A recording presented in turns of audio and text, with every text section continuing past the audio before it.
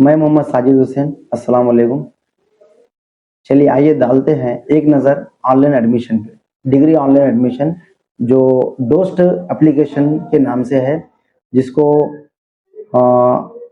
Degree online services Telangana का नाम दिया गया है, जिसका शॉर्ट फॉर्म एडमिशन है।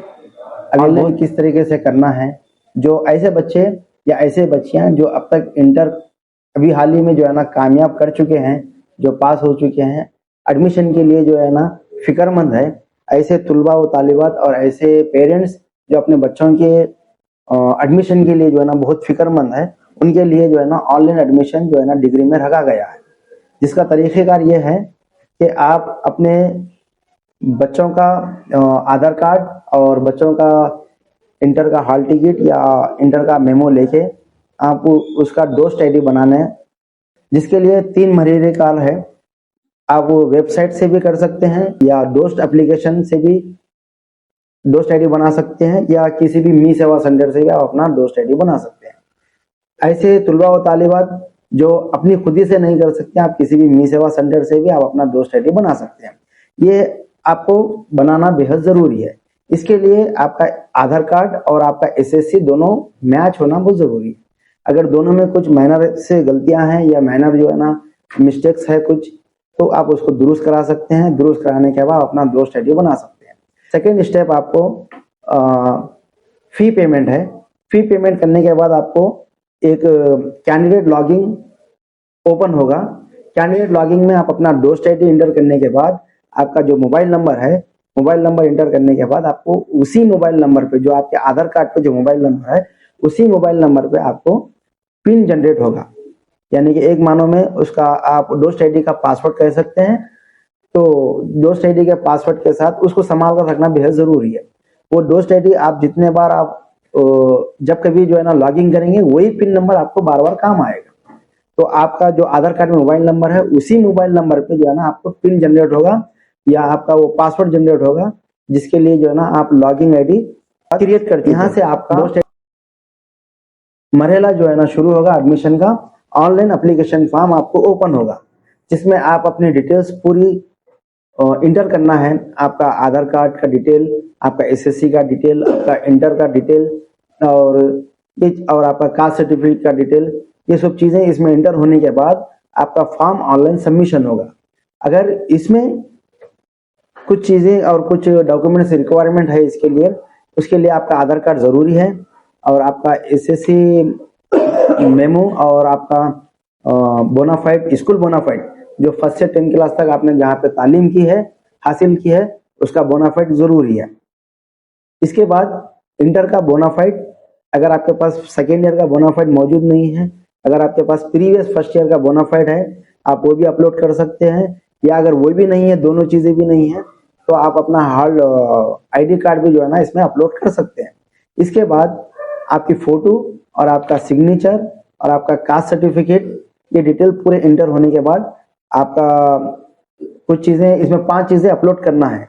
इसमें first Aadhaar card, second school bonafide, third inter bonafide, fourth photo, आपका सिग्नेचर, ये चीजें अपलोड करना है। अपलोड होने के बाद, ये तमाम चीजें अपलोड होने के बाद आपका ऑनलाइन सबमिशन फॉर्म सबमिशन होगा। लेकिन एक चीज याद रखिए, इसमें कास्ट सर्टिफिकेट इंतहाई जरूरी है। इसके बगैर आपका ऑनलाइन एडमिशन नहीं होगा। इसके बाद ऑनलाइन एप्लीकेशन के बाद आपको सेकेंड स्टेप, इसके बाद का जो स्टेप है वो है आपका वेब ऑप्शन। वेब ऑप्शन क्या चीज है? वेब ऑप्शन में आप अपने जो है ना मन पसंदीदा कॉलेजेस को चूज कर सकते हैं। इसमें आप जो कॉलेजेस डालना चाह रहे हैं, जो वेब ऑप्शन में जो है ना, आप वो अपने कॉलेजेस जो है ना, जो भी जिस कॉलेज में आप एडमिशन लेना चाह रहे हैं, आप अपने मन पसंदीदा कॉलेजेस उसमें चूज कर सकते हैं। इसके बाद का जो मरहला है आपके सर्टिफिकेट वेरिफिकेशन का मरहला है। आप अपने सर्टिफिकेट वेरिफिकेशन करा ले सकते हैं ऑनलाइन या ऑफलाइन। एडमिशन सर्टिफिकेट वेरिफिकेशन के बाद आपको सीट अलॉटमेंट आपके मन पसंदीदा कॉलेज से आपको आपके व्हाट्सएप पे सीट अलॉटमेंट का जो है ना आपको मैसेज आएगा।